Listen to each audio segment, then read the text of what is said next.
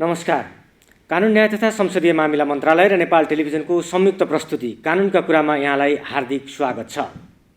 यस कार्यक्रमको मूलभूत उद्देश्य नागरिक सचेतनाका माध्यमबाट न्यायमा पहुँच सहज बनाउने र लोकतन्त्रको सबलीकरणमा योगदान गर्ने हो।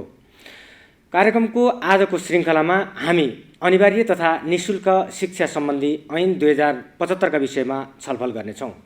यसै सिलसिलामा हामीसँग हुनुहुन्छ नेपाल कानुन आयोगका अध्यक्ष तथा पूर्व कानुन सचिव माधव पौडेल।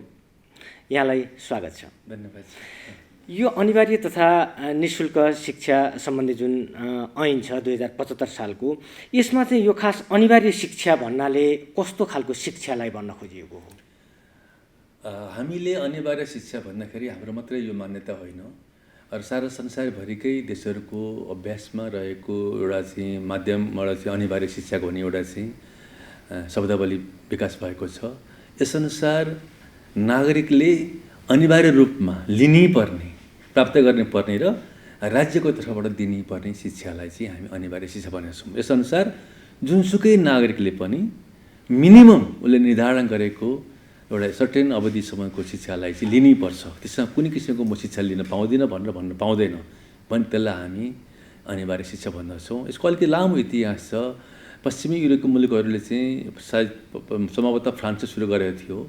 उसले चाहिँ सर्टेन अवधिसम्मको इलिमेन्ट्री एजुकेसन त्यति बेला भनिन्थ्यो, प्रारम्भिक शिक्षा भनिन्थ्यो, अनिवार्य हुनुपर्छ भनेको थियो।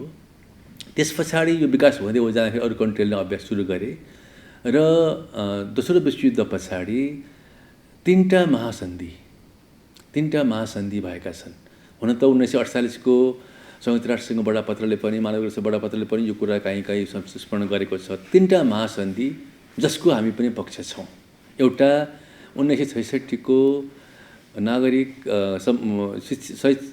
आर्थिक, सामाजिक तथा सांस्कृतिक अधिकार सम्बन्धी नागरिक एउटा बडापत्र एउटा छ, एउटा चाहिँ प्रतिज्ञा पत्र। त्यसमा त्यो व्यवस्था रहेको छ, अनिवार्य शिक्षा हुनुपर्छ भनेको छ। दोस्रो, महिला विरुद्धको सम्पूर्ण भेदभावको उन्मूलन सम्बन्धी 1979 को एउटा चाहिँ अर्को महासन्धि छ, त्यसको पनि हामी पक्ष छौँ। त्यसले पनि अनिवार्य शिक्षाको व्यवस्था गरेको छ। र 1989 को बाल अधिकार सम्बन्धी महासन्धि, यसले पनि अनिवार्य शिक्षाको व्यवस्था गरेको छ। अनिवार्य शिक्षा सबैले दिनुपर्छ भन्ने कुरा राज्यहरूको सहमत छन्, तर कतिसम्म दिने भन्ने कुरो चाहिँ आफ्नो मुलुकको राष्ट्रिय कानुनमा परिभाषा हुन्छ। हाम्रो कानुनमा अनिवार्य शिक्षा भन्ने हामीले आधारभूत शिक्षालाई भन्यौँ, बेसिक एजुकेसनलाई भन्यौँ, जसको चाहिँ मापन कसरी हुन्छ 8 कक्षासम्मको लागि हुन्छ। 4 वर्षदेखि लिएर पुरा भएको बालबालिकाले 13 वर्षसम्मको बालबालिकालाई राज्यले तर्फबाट दिने, राज्यको दायित्व हो दिनैपर्ने शिक्षा, नागरिकले लिनैपर्ने शिक्षा हो। अभिभावकले यसलाई चाहिँ पालना गर्नुपर्ने अवस्था भएको हुनाले यसलाई हामी अनिवार्य भनेका हौँ। हजुर, तर यो अनिवार्य शिक्षा भनिए पनि सबै नागरिकले या सबै बालबालिकाले अनिवार्य रूपमा शिक्षा चाहिँ पाउन सकेको अवस्था छ अहिले? त्यो स्थिति छैन होला, म अहिले ग्यारेन्टी भन्न सक्दिनँ, छैन होला। तर राज्यको आकाङ्क्षा उद्देश्य के हो भने सबै नागरिकले 100% नागरिकले यो शिक्षा लिनैपर्छ। नलिँदा के हुन्छ भन्ने पनि यसले चाहिँ कन्सिक्वेन्सेस, परिणाम पनि बोलेको छ। 2085 साल वैशाख 1 गते उपरान्त अनिवार्य शिक्षा नलिएको, जुन आधारभूत शिक्षा नलिएको नागरिकलाई यी सुविधाबाट वञ्चित हुनेछ भनेर भनेको छ। अब यो निःशुल्क शिक्षा भन्नाले चाहिँ कस्तो खालको शिक्षा? अनिवार्य ठिक छ, निःशुल्क यो अनिवार्य आधारभूत शिक्षा निःशुल्क र अनिवार्य हुनुपर्ने छ भने चाहिँ यहाँ मात्रै होइन, अरू मुलुकमा पनि यो अभ्यास यही हो। अहिले भारततिर पनि त्यस्तै गरिरहेको छ, निःशुल्क अनिवार्य हुन्छ भनेर। अरू कन्ट्रीहरू पनि, अरू मुलुकमा पनि यस्तै किसिमको अभ्यास हो। हाम्रो नयाँ कुरो होइन आधारभूतसम्मलाई, मतलब 8 कक्षासम्मलाई। तर हामीले हाम्रो अन्तर्राष्ट्रिय दायित्वभन्दा फरक गर्न राष्ट्रिय आकाङ्क्षा हामीले के राख्यौँ भने आधारभूतका अतिरिक्त थप केही अवधि 4 वर्षको माध्यमिक तहको शिक्षालाई पनि हामीले निःशुल्क भन्यौँ। अब निःशुल्क भनेको कुरा के हो? बहुत तपाईँले महत्त्वपूर्ण प्रश्न सोध्नुभयो। निःशुल्क भन्दाखेरि कुनै पनि किसिमको शुल्क नदिकन दिने शिक्षा। शिक्षा मात्रै होइन कि ट्युसन फी मात्रै होइन कि कुनै पनि किसिमको चाहिँ एउटा चाहिँ शिक्षा आर्जन गर्दा आवश्यक पर्ने खर्च। जस्तो उदाहरणलाई पनि हामीले परिभाषा गरेको 5-7 वटा परिभाषा गरेका छौँ हामीले। एउटा ट्युसन फी भयो, ट्युसन फी भन्दाखेरि कुनै भर्ना फी, मासिक फी, परीक्षा फी, खेलकुद फी, कुनै पनि किसिमको शिक्षा लिन पाइँदैन। एक। दोस्रो, शैक्षिक सामग्रीहरू, जस्तो भनौँ कलम, किताब, पाठ्य कपीहरू के हुनसक्छ, सिसा कलम, ड्रइङ बक्स के हुनसक्छ त्यस्तो। तेस्रो, उसले चाहिँ पाउने दिवा खाजा। चौथो उसलाई चाहिँ स्वास्थ्य सेवा, स्कुलमा रहँदाखेरिको अवधिमा प्राथमिक शिक्षा हुन्छ नि, कहिलेकाहीँ दुर्घटना हुनसक्छ, त्यो पनि निःशुल्क। पाँचौँ उसले के हुन्छ, अवस्थाअनुसार छात्रवृत्ति। कुनै निरपेक्ष गरिबीको रेखामुनि रहेका व्यक्तिहरू छन् भने, जसको विपन्न अवस्थामा रहेका छन् भने उसको लागि त शिक्षा जान सक्ने हुँदैन। अथवा भन्नुहोस् घरमा दिनभरि भाइ हेर्दा बहिनी हेरेर चाहिँ, भाइ बहिनी हेरेर बाबुआमालाई चाहिँ आफ्नो काम गर्न सक्ने अवस्थाका रहेका छन् भने त्यस्ता व्यक्तिहरूको लागि चाहिँ छात्रवृत्ति। यी सबै कुरोलाई हामीले समुच्च रूपमा चाहिँ हामीले समेटेर ऐनमा व्यवस्था गरियो। तर यो ऐन कार्यान्वयन यही विषयमा, यो निःशुल्क शिक्षाका विषयमा चाहिँ ऐनले जुन एउटा ऐनको मनसाय छ, उद्देश्य छ, त्यो अनुसारको अहिलेको अवस्थामा कार्यान्वयन भएको अवस्था छ कि छैन, यहाँले चाहिँ के? अब म अहिलेको डेटा, मलाई आजकै डेटा त मलाई थाहा छैन, तर केही वर्ष अगाडिको डेटा भन्नुहुन्छ भनेदेखि चाहिँ हाम्रो चाहिँ विद्यालयमा भर्ना हुन सक्ने उमेरका बालबालिकाहरू चाहिँ 95% बालबालिका भर्ना हुन्थे। केही वर्ष अगाडिको 5-7 वर्ष अगाडिको कुरा गरिरहेको छु मैले। तर एसएलसी दिने बेलामा उनीहरू 20% भन्दा बढी जान्थे, सबै ड्रप आउट भएर जान्थे, त्यस्तो अवस्था थियो। अहिले सुनिरहेको छु मैले यो स्थितिमा सुधार भएको छ। अहिले हाम्रो चाहिँ ड्रप आउटको सङ्ख्या अलिकति उल्लेखनीय रूपमा घटेको छ भनेर सुनेको छु। अहिले यो राम्रो पक्ष हो छ। तर जहाँसम्म यो ऐनको कारण पक्ष हो भनेको छु, यो कर्म त्यति मेरो विचारमा मैले थाहा पाएअनुसार त्यति प्रभावकारी अझै भइसकेको छैन। किनकि हाम्रो संविधान बमोजिम यसको माध्यमिक तह सब शिक्षाको जिम्मेवारी हामीले स्थानीय तहलाई दियौँ, जसको स्रोत पनि छैन। तर व्यवस्थामा हामीले के गर्यौँ भनेदेखि चाहिँ सङ्घ सरकारले निःशुल्क शिक्षाको लागि, अनिवार्य शिक्षाको लागि अनुदान दिनुपर्ने, प्रदेश सरकारले पनि दिनुपर्ने, स्थानीय तहले पनि आफ्नो बजेटको केही हिस्सा यसले राख्नुपर्छ भनेका छौँ हामीले। स्रोत पनि अभाव छैन। तर स्रोत अनुसार कार्यान्वयन भयो कि भएन भन्ने कुराको लागि अझै पनि हामीले विचार गर्नुपर्ने अवस्था हुन्छ। ऐनले के भन्छ भन्दाखेरि प्रत्येक स्थानीय तहले यसको जिम्मेवारी हो, यो स्थानीय तह अनिवार्य निःशुल्क शिक्षाले कार्यान्वयन गराउने। सरकारले माथिबाट स्रोत केन्द्रीय सरकारले स्रोत दिने, प्रदेश सरकारले स्रोत दिने, पोलिसी बनाइदिने हो। तर कार्यान्वयन गर्ने जिम्मेवारी चाहिँ स्थानीय तहकै हो। स्थानीय तहले के गर्नुपर्छ भने प्रत्येक वर्ष उसको आफ्नो गाउँसभा, नगरसभामा यो आर्थिक वर्षमा, प्रत्येक वर्ष यो आर्थिक वर्षमा कति विद्यार्थीहरू भर्ना भएका थिए, अनिवार्य निःशुल्क शिक्षा ल्याउने उमेरका विद्यार्थीहरू कति यसमा पास गरेर गए, अथवा 9 क्लास पास पुगे, अब 8 कक्षा पास गरेर गए, कति विषयमा ड्रप आउट भए, किन ड्रप आउट भए, सबैको विवरण उसले चाहिँ आफ्नो गाउँसभा र नगरसभामा पेश गर्नै पर्छ, पहिलो कुरो। दोस्रो कुरो, त्यसको आधारमा उसले प्रतिवेदन बनाएर चाहिँ उसले प्रदेश मन्त्रालयको सम्बन्धित मन्त्रालय, सामाजिक विकास मन्त्रालय र सङ्घको शिक्षा सम्बन्धी मन्त्रालय, शिक्षा मन्त्रालयमा पठाउनु पर्छ। त्यसको आधारमा सङ्घ र प्रदेशले आफ्नो बजेट चाहिँ एलोकेसन गर्छ। यो ऐनको ड्राफ्ट चाहिँ बनाउँदा यहाँले महत्त्वपूर्ण भूमिका निर्वाह गर्नुभयो, यहाँले नै बनाउनु भयो यो अनिवार्य तथा निःशुल्क शिक्षा सम्बन्धी ऐन। जस्तो कि अब कार्यान्वयन हुनै नसक्ने अवस्थाका प्रावधानहरू कसरी समेटिए त्यो बेलामा? होइन, कार्यान्वयन हुन सक्ने अवस्था कुनै छँदै छैन। हामीले बनाएको मसौदामा अझ कानुन शिक्षा तथा संस्कृति मन्त्रालयले अथवा पार्लियामेन्टले केही अझै अब उहाँहरूको भाषामा भन्यो भने परिमार्जन गर्नुभयो होला, मेरो भाषामा भन्नुहुन्छ भने तोडमोड गर्नुभयो। किनकि ती झिक्ने कुरा राख्ने कुराहरू जे गर्नुभयो त्यो त्यति रेसनल छैन। अब जे होस्, ऐनबाट आइसक्यो, पारित भइसक्यो, यसमा भन्नु कुरा केही छैन। हामीले मसौदा गर्दाखेरि एउटा कार्यदल गठन गरेका थियौँ। त्यसमा विभिन्न सेक्टरका मान्छेहरूको प्रतिनिधित्व गरेर, जुन शिक्षा क्षेत्रका प्रतिनिधित्व हुनुहुन्छ उहाँहरूलाई बोलायौँ, विज्ञहरूसँग परामर्श गरेका थियौँ। हामीले त्यसमा कार्यान्वयन हुन सक्ने कुरा केही राखेका छैनौँ। अहिले पनि ऐनमा पनि कार्यान्वयन हुनै नसक्ने कोही व्यवस्थाहरू छन्। तर त्यसको अनुगमन र त्यसको चाहिँ भनौँ मूल्याङ्कन गर्ने प्रणाली चाहिँ त्यही इफेक्टिभ भएन। त्यो मेकानिजम पनि छ, अनुगमन गर्नुपर्छ, मूल्याङ्कन गर्नुपर्छ। यसको लागि आधारभूत रूपमा स्थानीय तहले जिम्मेवारी बनाएको छ। यहाँसम्म कि जसको बाबुआमा छैन, गार्जेन छैन, संरक्षण छैन भने स्थानीय तहले र त्यसको वडा समितिको वडा अध्यक्षले त्यसको जिम्मेवारी लिनुपर्छ, गार्जेन हुनुपर्छ र उसले आफ्नो छोराछोरीसँग पढ्नुपर्छ भन्ने पनि कल्पना गरेका छौँ हामीले। त्यति गरेका छौँ। ठुलो कुरा त हुँदैन यो थियो। कति हुनसक्छ अब सहर बजारमा अलिक धेरै होला, गाउँ क्षेत्रमा त त्यस्तो मानिस त्यस्तो बालबालिका त एकदम कम हुन्छ नि। त्यस कारण यसलाई कार्यान्वयन गर्न सक्ने अवस्था त होइन। तर हाम्रो प्रायोरिटी यो परेन। हाम्रो जनप्रतिनिधिको प्रायोरिटी सायद शिक्षा क्षेत्र परेन होला, अनिवार्य शिक्षा परेन होला, निःशुल्क शिक्षा परेन होला, ह्युमन क्यापिटलमा हामीले लगानी गर्न अलिकति कन्जुसाइ गऱ्यौँ होला। तर गर्न नसक्ने व्यवस्था केही पनि छैन। योभन्दा ठुल्ठुला काम गरेका छौँ हामीले भने यो अनिवार्य शिक्षाको लागि त त्यति ठुलो कुरा केही छँदै छैन। बालबालिकालाई शिक्षा जुन अनिवार्य शिक्षा लिने उमेरका बालबालिकालाई स्कुल प्रवेश गराउने हो र उनीहरूलाई आधारभूत शिक्षा दिएर बाहिर निकाल्ने हो। कुन ठुलो काम हो यो त? हजुर। तर अब अहिलेको यो जुन पछिल्लो समयमा अहिले हामी जुन एउटा बेहोरिरहेका छौँ, यो कोरोना भाइरसको महामारीको एउटा सन्तास छ, यसले गर्दाखेरि लामो समयसम्म विद्यालयहरू पनि बन्द रहेका छन्।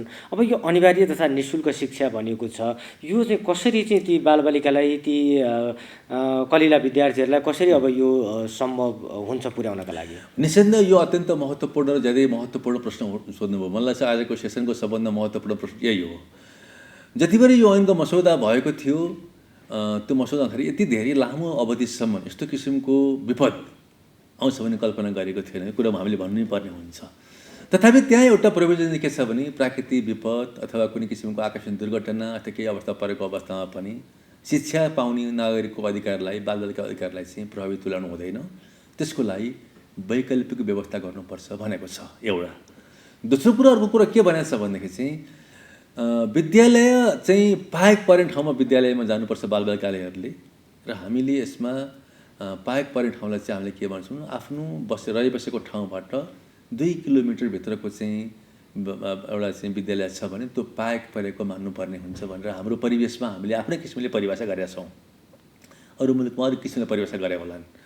त्यस्तो पनि गर्न नसक्ने, त्यस्तो अवस्थामा जान नसक्ने छन् नि। अब भनौँ हाम्रो गाउँ परिवेश, हाम्रो कहिलेकाहीँ एउटा घर माथि हुन्छ, एउटा घर पर हुन्छ, 2 किलोमिटर कि 3 किलोमिटर पनि विद्यालय हुन सक्दैन। 2-3जना विद्यार्थीको लागि विद्यालय खोल्ने कुरा नै हुँदैन भने त्यस्तोको विद्याको लागि चाहिँ वैकल्पिक व्यवस्था गर्नुपर्छ भन्ने कल्पना गरेको छ। अर्थात् उनीहरूलाई बोर्डिङमा ल्याएर अथवा बोर्डर स्कुल गरेर खडा गरेर चाहिँ राखेर चाहिँ पढाउने अथवा उनीहरूलाई अरू किसिमको माध्यमबाट शिक्षा दिने भन्ने कुरो चाहिँ गर्नुपर्छ। वैकल्पिक शिक्षालाई त्यहाँ ओपन राखिएको छ। मैले सुनिरहेको छु अहिले यसको अझै पनि नियमावली बनिसकेको छैन। हालै मात्रै चाहिँ शिक्षा मन्त्रालयले हजुर त्यो वैकल्पिक शिक्षाका लागि एउटा निर्देशिका पनि जारी भएर सुनेको छु मैले। त्यसको अध्ययन गर्न पाइसकेको छुइनँ मैले त्यो सम्बन्धमा। तर त्यो पनि कति व्यावहारिक होला र? किन भन्नुहुन्छ भने यही भर्चुअल शिक्षा चाहिँ यस्तै किसिमका प्रणालीहरू हुन्छ भनिएको छ। वैकल्पिक शिक्षाको उपायहरू होलान्, गर्नुपर्छ। यस्तो अवस्था परेको कारणबाट शिक्षा प्राप्त गर्ने नागरिकको अधिकारहरूलाई प्रभावित तुल्याउनु हुँदैन। किनकि यो आजको 1 वर्ष हामीले चाहिँ यसमा चाहिँ 6 महिना यसमा चाहिँ हामीले पछि पऱ्यौँ भने यसको त पछि त वर्षौँलाई असर पर्न सक्ने अवस्था हुनसक्छ। शिक्षा त्यस्तो कुरा हो। हजुर। अब यो वैकल्पिक विधि चाहिँ कस्ता खालका अवलम्बन गर्दाखेरि उचित हुने देखिन्छ? यहाँले जुन हाम्रो कानुनमा पनि वैकल्पिक भन्ने एउटा व्यवस्था केही गरिएको छ यसमा? छ वैकल्पिक त्यो चाहिँ अब यस्तो किसिमको यो किसिमको विपद यति लामो अवधिसम्म जान सक्ने विपदलाई कल्पना गरेको छैन भने मैले भनिहाल्नु पर्यो। तर त्यसमा चाहिँ प्राकृतिक विपद अथवा भनौँ दुर्घटना, आकस्मिक एउटा चाहिँ घटनाको अवस्था भनौँ, कहिले बाढी पहिरोबाट जान नसक्ने अवस्था हुनसक्ला, कहिलेकाहीँ चाहिँ भनौँ सडकको यातायातको कुरा जान नसक्ने हुनसक्ला, अथवा आफै त्यो विद्यार्थी नै आफै नै दुर्घटना परेको कारणबाट जान नसक्ने तिनीहरूको लागि चाहिँ कल्पना गरेको छ। अब यो अवस्थाको लागि चाहिँ धेरै उपाय हुनसक्ला, अथवा उनीहरूलाई अलिकति सामाजिक दूरी कायम गरेर पनि समुदायमै टोलटोल पनि शिक्षा दिन सक्ने अवस्था हुनसक्ला, अथवा भनौँ अलिकति हामी भर्चुअल शिक्षाबाट भन्छौँ त्यो चाहिँ अलिकति सबै गाउँमा सायद व्यावहारिक नहोला। किनकि त्यसले फेरि हुने र नहुने बिचको चाहिँ दूरी ठुलो क्रिएसन गर्छ, ग्याप ठुलो गर्छ। त्यो प्रति मलाई व्यावहारिक होला जस्तो लाग्दैन। सहर बजारमा त हुनसक्ला, सहर बजारमा त सबै ठाउँमा नहोला। तर सहर बजारको हामी गाउँको लागि त्यसरी त हेर्नु हुँदैन। किनकि अधिकांश हाम्रो चाहिँ एरिया चाहिँ गाउँमा छ। त्यो गाउँमा चाहिँ यस्तो किसिमको मतलब यो अनलाइनबाट शिक्षा दिने सायद त्यति व्यावहारिक नहोला। त्यसको लागि चाहिँ सम्बन्धित सामुदायिक विद्यालयका शिक्षकहरूले अवस्था मिलाएर अलि सानो सानो समूह राखेर, डिस्टेन्स राखेर टोलमा अथवा गाउँमा यसलाई चाहिँ एजुकेसन सुरु गर्दाखेरि चाहिँ सायद अलिक व्यावहारिक हुन्थ्यो कि। वैकल्पिक शिक्षाका विषयमा अन्तर्राष्ट्रिय अभ्यास चाहिँ कस्तो खालको छ कि हाम्रो मुलुकमा त अहिले यो भर्खर यो नयाँ जस्तो देखिएको छ होइन? अनि अरू उच्च शिक्षाको लागि त वैकल्पिक शिक्षा धेरै उपायहरू छन्। खास गरी भनौँ डिस्टेन्स एजुकेसनको पनि व्यवस्थाहरू छ। कहिले अब हामीले 2-4 वर्ष अगाडिसम्म हामीले प्राइभेट एजुकेसन पनि हामीले गरेका हौँ। त्यो छँदैछ, त्यो त अनौपचारिक शिक्षा छँदैछ। तर यो स्कुल एजुकेसनको वैकल्पिक व्यवस्था चाहिँ सूचना गर्न त्यो सजिलो छैन। किनकि सानो बालबालिकाहरू उनीहरूलाई त शिक्षा भन्ने कुरो चाहिँ अक्षर चिनाउने, ज्ञान दिने हो, तिनीहरूलाई चाहिँ व्यवहार सिकाउने हो, सभ्यता सिकाउने हो, सबै कुरा सिकाउने हो नि त। त्यो चाहिँ भर्चुअल एजुकेसनबाट चाहिँ त्यो भनौँ फिजिकल भौतिक उपस्थितिबाट दिने शिक्षालाई चाहिँ वैकल्पिक शिक्षाहरू चाहिँ भर्चुअलबाट अरू कोडबाट सम्भव हुन नसक्दा कुरा अन्तको अभ्यास पनि यस्तै किसिमको होला। हजुर, अब यो हामी यो ऐनकै बारेमा कुरा गर्दाखेरि यो ऐनले एउटा के भन्छ भने अति विपन्न आर्थिक रूपले पछाडि परेका अपाङ्गता भएका व्यक्तिहरूका लागि चाहिँ एउटा अलग्गै खालको त्यस्तो केही व्यवस्था गरिएको छ कि छैन? हजुर, त्यो व्यवस्था छ कि छैन? यो ऐनमा छ भनौँ। अब हाम्रो समाजमा हाम्रो समाज संसार भरि नै मानिस जन्मेपछि सबै सकल्ती भएर जन्मिन्छन् भन्ने जरुरी छैन। कति जन्मै किसिमको त्यस्तो किसिमको एउटा भनौँ एउटा पूर्ण रूपमा भएर जन्मेका हुन सक्लान्। कति मानिसहरूको लागि कति जन्मिँदाखेरि भएपछि आएर शारीरिक दुर्घटना परेको कारणबाट अरू कुनै दुर्घटनाबाट कारणबाट उनीहरूले नर्मल मानिस सरहको चाहिँ जस्तो कि चाहिँ अवस्था नहुन सक्ला।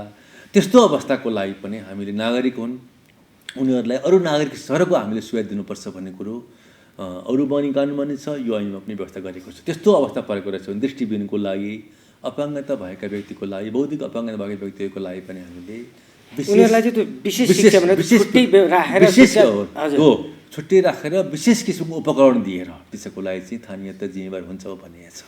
यो अनिवार्य र चाहिँ निःशुल्क सँगसँगै निःशुल्कसँगै गुणस्तरीय शिक्षा पनि भनिएको छ यसमा। अब गुणस्तरीय भन्न चाहिँ यो चाहिँ एउटा सारा संसारभरि विवादको विषय छ। के छ भने निसन्देह शिक्षा गुणस्तरीय हुनुपर्छ, शङ्कै छैन।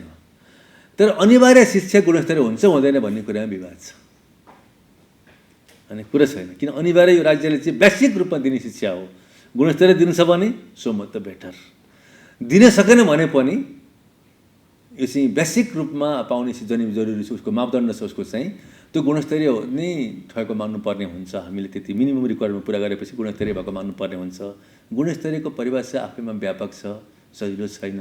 उच्च शिक्षाको लागि एउटा स्ट्यान्डर्ड हुन सक्ला, माध्यमिक शिक्षाको लागि अर्कै हुन सक्ला, आधारभूत तहको लागि चाहिँ मापन गर्ने भन्ने कुरा के छ भने उसको लागि चाहिँ यी कुराहरू चाहिँ इन्डिकेटर हुन्। ती इन्डिकेटर पुरा हुन्छ भने गुणस्तरीय शिक्षा पाएको मान्नुपर्ने हुन्छ आधारभूत तहको लागि चाहिँ। साथसाथै हाम्रो ऐनमा पनि के गरेछ भने एउटा कल्पना गरेको छ, आधारभूत शिक्षा अनिवार्य शिक्षा चाहिँ गुणस्तरीय हुनुपर्छ भनेको छ। गुणस्तरीयको मापन के हो भन्ने कुरो त्यहाँ भनेको छैन। मैले अघि भनिरहेको थिएँ, यी कुरा कति कुरा उहाँहरू थप्नुभयो, कति कुरा परिमार्जन गर्नु भनेको छ। परिमार्जन गर्दाखेरि यो शब्द राखियो तर त्यसको इन्डिकेटर के हुन्, सङ्केतक के हुन् भनेको उल्लेख गरिएन। अनि सबै शिक्षा जति पाएका छन् 8 कक्षा पास गरेर सर्टिफिकेट दिइसकेपछि अन्यथा प्रमाणित भएको अवस्थामा बाहेक गुणस्तरीय भएको मान्नुपर्ने हुन्छ। किनकि इन्डिकेटर केही पनि छैन, नभएपछि त मान्नु पर्यो हामीले। हजुर, अब यो आधारभूत शिक्षा हासिल गर्नका लागि यदि कोही पनि नागरिकले आफूले चाहदिनँ भन्यो र आफ्ना बालबच्चालाई पनि आधारभूत म चाहिँ शिक्षा दिलाउँदिनँ भन्यो भने त्यो पाउँछ कि पाउँदैन? उसले पाउँदैन। मैले अघि नै भनिसकेको छु, यहाँ त्रिपक्षीय एउटा दायित्व पनि छ, अधिकार पनि छ। राज्यको तर्फबाट सङ्घ, प्रदेश, स्थानीय तहको एउटा दायित्व हो, दिनै पर्ने, यो ह्युमन क्यापिटलमा लगानी गर्नै पर्ने, बजेट एलोकेसन गर्नै पर्ने, शिक्षा एउटा चाहिँ आधारभूत शिक्षा पाएको नागरिक उत्पादन गर्नै पर्ने राज्यको दायित्व भयो। सम्बन्धित नागरिक बालबालिकाले लिनै पर्ने, म शिक्षा लिन्न भन्न पाउँदैन, लिनै पर्ने। र अभिभावकको तर्फबाट के हो भनेदेखि यो शिक्षा दिलाउनै पर्ने आफ्नो बालबालिकालाई, यो सहज पुर्याउनै पर्ने। यदि बालबालिकाले लिएनन् भने उसको लागि चाहिँ 85 साल भइसकेको उपरान्तको एउटा परिणाम आउने हो। मैले भनिसकेको छु, यी सुविधाबाट पाउँदैन भन्नु, जनप्रति हुन नपाउने, एउटा रोजगारी गर्न नपाउने, सर्भिसमा बहाल हुन नपाउने आदि इत्यादि छ। यसको सही छ। बाबुमातर्फको लागि पनि अभिभावकको लागि पनि स्थानीय सेवाबाट, स्थानीय तहबाट पाउने सुविधाबाट वञ्चित गर्न सक्ने व्यवस्था भनेको छ। भनौँ उदाहरणलाई भनौँ, स्थानीय तहले एउटा कुनै किसिमको एउटा सामाजिक सुरक्षामा एउटा सुविधा पाउने दिने भत्ता रहेछ अथवा केही रहेछ भने उसले डिक्लेयर गर्नुपर्छ, तपाईँले आफ्ना बालबालिकाहरूलाई चाहिँ विद्यालय जाने उमेरको बालबालिकालाई चाहिँ पठाउनु भएको छ कि छैन भन्दाखेरि छैन भनेपछि यो नदिकन म सुविधा दिन सक्दिनँ भनेर भन्न सक्छ उसले। हुन त्यसको मोडलिटी आइसकेको छैन, के हुन्छ भनेर फेरि पानीको धारै जोडिदिन, बिजुली पनि दिन भन्नु पाउँदैन भने सायद त्यो त बेसिक मान्छेको अर्को अधिकार फेरि आकर्षित हुन्छ। तर जुन कुराहरू चाहिँ एडिसनल अधिकारहरू छन् नि त, सामाजिक सुरक्षा भत्ता उदाहरण हुन सक्ला, अथवा कुनै ऋण लिने सुविधा हुन सक्ला, अथवा कुनै किसिमको इनिसिएटिभ हुन सक्ला। त्यो इन्सेन्टिभ पाउनुको लागि, स्थानीय तहबाट पाउनुको लागि तिमीले अनिवार्य रूपमा आफ्ना बालबालिकालाई चाहिँ शिक्षामा इनरोल गरेको हुनुपर्छ भनेर उसले व्यवस्था गरेर भने अन्यथा भन्ने मिल्दैन। हजुर, अब यो विद्यालयमा भर्ना गर्ने कुरामा पनि यो ऐनले एउटा व्यवस्था गरेको छ कि आफूले चाहेको विद्यालयमा, घर नजिकको विद्यालयमा चाहिँ पाएक पर्ने विद्यालयमा बालबालिकाले पढ्न पाउनुपर्छ। तर त्यो विद्यालयमा चाहिँ एउटा निश्चित कोटाभन्दा बढी भर्ना गर्न नसकिने अवस्था रहेछ भने त्यस्तो अवस्थामा त्यो पनि भनेको छ, त्यहाँ छ भनेको छ उसले आफ्नो पाएक परेको विद्यालयमा भर्ना हुने एउटा उसको अधिकारको कुरा हो, पाउँछ। कारणवश त्यहाँ पाएक पर्ने विद्यालयमा उसको कोटा पुगेन अथवा उसको भर्ना हुन सकेन भने उसले रिजन दिनुपर्छ प्रधानाध्यापकले। पहिला हामीले भनेका छौँ कि त्यसमा डिनाइ गर्नु हुँदैन, इन्क्वायरी गर्नु हुँदैन, भर्नाको लागि भनेका छौँ, आदरबुझ भनेका छौँ। त्यो फन्डामेन्टल कुरा त्यो हो। उसले चाहिँ भर्ना गर्न आउँछ, भर्ना गर्दैन भन्न पाउँदैन। उसले परीक्षा दिन सक्ला, तिमीले यो ग्रेडमा तल्लो ग्रेड भन्नु पाउँछ उसले, तर तिमीले भर्नै गर्दैन भन्न पाउँदैन। भर्ना मात्रै होइन कि विद्यालयमा भर्ना भइसकेपछि 8 कक्षा पास नगरिकन, आदर्श शिक्षा पुरा नगरिकन निकाल्न पाउँदैन। फेल भयो भने पनि, डिसिप्लिन उल्लङ्घन गर्यो भने पनि उसलाई अर्कै मेजरले अपनाउनु पर्छ। तर तिमीले चाहिँ डिसिप्लिन उल्लङ्घन गर्यो, रेस्ट केही गर्छु भन्न पाउँदैन, निकाल्न पाउँदैन। तिमी फेल भयो, तिमीलाई अब क्लास चढ्दैन, तिमी अर्को जाऊ भन्न पाउँदैन। 8 कक्षा पास गराऊ, सर्टिफिकेट देऊ अनि पठाऊ भन्ने व्यवस्था गरेको छ। अब भर्नै गर्न नसक्ने अवस्था रहेछ भने त्यति बेला उसले चाहिँ रिजन दिनुपर्छ, मेरो यो कारणबाट यहाँ भर्ना हुने मेरो कोटा पुरा भइसक्यो, जस्तो यो विद्यार्थीको लागि चाहिँ नजिक स्कुल फलाम त त्यहाँ भर्ना गरिदिनुहोस् भन्नुपर्छ उसले, अनि त्यसले चाहिँ गर्नुपर्छ। तर तथापि त्यहाँ एउटा अर्को बाध्यता व्यवस्थाको अपवाद के छ भने जुन एउटा विशेष एउटा अरू अपाङ्गता भएका जति विपन्न व्यक्ति रहेछन् भने तिनीहरूको लागि चाहिँ भर्ना गर्न डिनाइ गर्न पर्छ, भर्ना गर्नै पर्छ। हजुर, अब हामी लगभग कार्यक्रमको अन्त्यमा पनि छौँ। यो ऐनमा चाहिँ सुधार गर्नुपर्ने या भर्खरै हुन त भर्खर कार्यान्वयनमा आएको छ होइन, त्यसमा संशोधन गर्नुपर्ने त्यस्तो खालको केही देखिएको छ? छ किन म भन्छु, यसमा 2-3वटा कुरा छ। पहिला कुरा यसको कार्यविधिको कुराहरू राख्नु पर्यो। भनिहालेँ मैले 2075 साल असोजको प्रारम्भमै यो चाहिँ एउटा चाहिँ ऐन प्रारम्भ भयो, लागू भइसकेको छ। तर सही अर्थमा अझै लागू भइसकेको छैन, किनकि यसको कार्यविधिको कुराहरू नियमावली अहिलेसम्म बनेको छैन, अहिलेसम्म जारी भएको छैन। मैले सुनिरहेको छु जारी हुने क्रममा, नेपाल सरकारले पारित गर्ने क्रममा रहेको छ। त्यस कारण पहिलो कुरो त्यसको कार्यान्वयन पक्ष सुरुदेखि नै फितलो भयो हेर्नुहोस्। दोस्रो कुरो, यहाँ धेरै शब्दावली थुपारिएको छ त्यो ऐनमा। अनिवार्य निःशुल्क शिक्षाको लागि जस्तो अरू मुलुकमा हुन्थ्यो त्यस्तै स्ट्यान्डर्ड विकास गरेर भइहाल्थ्यो। यहाँ गुणस्तरीय भनेको छ। गुणस्तरीय भन्ने कुरा के हो भन्ने कुरा मापन गर्न सक्ने किसिमको व्यवस्था हुनु पर्यो। यी कुरा भएको अवस्थामा गुणस्तरीय हुन्छ भन्ने कुरो मापन गर्ने कुरा 1, 2, 3, 4, 5 हुनु पर्यो, त्यो हुनु पर्यो। तेस्रो कुरो, अझै यसलाई चाहिँ यस्तो अवस्था देख्यो नि त, यस्तो अवस्थामा कसरी शिक्षालाई चाहिँ कन्टिन्यू गर्ने भन्ने कुरालाई पनि कल्पना गर्नु पर्यो। हामीले यस्तो अवस्था यसो गर्नुपर्छ भनेर हुनसक्ला सरकारको बढी लगान लाग्ला, रिटायर भएको शिक्षकलाई बोलाएर हामीले टुलटुलो गर्न सक्छौँ, हामीले हेर्नुहोस् गर्न सक्छौँ होला, थोरै सङ्ख्यामा राखेर हामीले दिन सक्छौँ होला हामीले। त्यसकारण अरू पनि उपाय हुन सक्ला। शिक्षाको लागि म विज्ञ त होइन, एउटा कानुनको प्रश्नबाट भनिरहेको छु मैले। त्यो किसिमको चाहिँ पहिला रिटायर भएको शिक्षकको लागि अथवा भनौँ अरू बोल्नु स्वयं शिक्षकले परिचालन गरेर हुन्छ, कसरी हुन्छ गर्न सक्ने एउटा मोडालिटीको पनि व्यवस्था गर्नु पर्यो। त्यस पछाडि यो ऐनमा मापदण्ड जारी गर्न सक्ने भन्ने व्यवस्था पनि छ, ती मापदण्ड जारी गर्नु पर्यो। भनौँ कसको त मापदण्ड यसलाई चाहिँ चाहिन्छ यो शिक्षाको लागि प्राप्त गर्नको लागि कुन यसको लागि चाहिँ परीक्षाको मापदण्ड के हुन सक्लान्, यसको चाहिँ यस्ता यो शैक्षिक सामग्रीको मापदण्ड के होला आदि इत्यादि कुरा हुन सक्छन्। र हाम्रो अर्को कुरा के छ भने मैले अघि एउटा भन्नुपर्ने थियो जुन पाठ्यपुस्तक सम्बन्धी विषय छ। पाठ्यपुस्तकलाई समयमा पुर्याउनु पर्यो। समय नपुर्याएको चाहिँ जवाफदेही को हुन्छ भन्ने कुरा पनि हामीले जवाफदेही निर्णय गर्नुपर्ने छ। त्यही यी सबै कुराहरूलाई हेरेर यसमा ऐनमा अब मूल्याङ्कन गरेर यो ऐन कार्यान्वयनको स्थिति कस्तो छ भन्ने कुरो त अलिक चाँडै होला। कम्तीमा 5 वर्ष त हामीले हेर्नै पर्छ, भर्खर 2 वर्ष हुन लाग्यो, अझै 3 वर्ष पर्ख्यौँ। तर सुधार गर्नुपर्ने ठाउँहरू चाहिँ हामीले अहिले पनि हामीले मोटामोटी रूपमा पहिचान गर्न सक्छौँ र आउने 2-3 वर्षभित्रमा यसमा फेरि परिवर्तन गर्नुपर्छ भन्ने मेरो धारणा छ। हजुर, हस्, धन्यवाद। मलाई पनि यहाँलाई आमन्त्रण गरेर यी सबै कुराहरू एउटा यहाँहरू समक्ष राख्ने चाहिँ जुन अवसर दिनुभयो, म यहाँहरू सबैप्रति, नेपाल टेलिभिजन परिवारप्रति व्यक्तिगत रूपमा यहाँप्रति म हार्दिक आभार र कृतज्ञता व्यक्त गर्दछु। धन्यवाद। हजुर, कानुन न्याय तथा संसदीय मामिला मन्त्रालय र नेपाल टेलिभिजनको संयुक्त प्रस्तुति कानुनका कुरामा आज हामीले अनिवार्य तथा निःशुल्क शिक्षा सम्बन्धी ऐन 2075 का विषयमा छलफल गऱ्यौँ। हामीसँग हुनुहुन्थ्यो नेपाल कानुन आयोगका अध्यक्ष तथा पूर्व कानुन सचिव माधव पौडेल। कार्यक्रमको अर्को श्रृङ्खलामा पनि हामी कानुनका यस्तै विविध पक्षमा छलफल गर्ने गरी उपस्थित हुनेछौँ। नमस्कार।